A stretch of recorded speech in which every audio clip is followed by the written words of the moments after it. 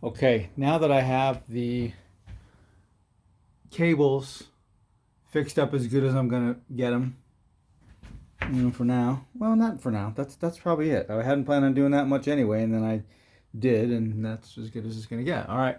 So the next things I'm gonna do is when I rebuilt the engine, I never did change the seals.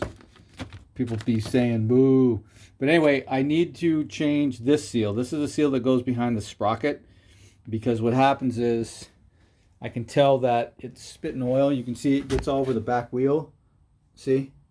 Oh wow! Now that you look at it, so two things, a couple things. It's making a mess, but think about it. That's transmission fluid, and so I don't want to burn up my clutches by running low on fluid. And I know one time when I was working on the bike, I changed the fluid.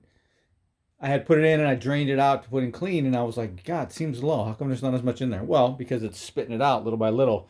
So that's the seal that goes behind the sprocket. So I'll take off the chain, take off the cover, take off the sprocket and stuff like that. I'm going to do that next because that's something that needs to be done. Also, too, if I have a little bit of an air leak, that might be why it's breaking up a tiny bit on top end. Runs really good, but I want to keep it from spitting oil everywhere and burning up the transmission by not having them wet.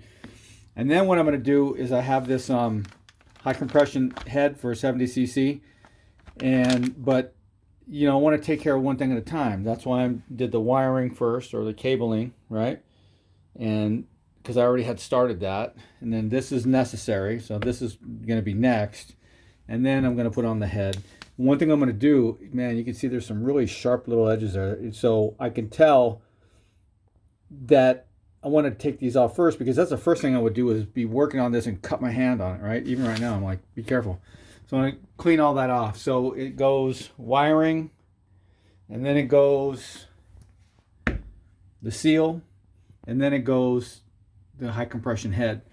And all that was after I fixed the tire on the bike and the header on the bike. But of course the header on the bike was only because I took it off and made it not run well, if that made any sense. And the bike is dirty. I like it dirty, and then one day I'll clean it up. But anyway, so I like to do things in a logical order, and it didn't make any sense to me to put on an aftermarket part when I really needed to do that. I had previously started that, and I had a flat tire there. So all things in due time. OGBT over and out.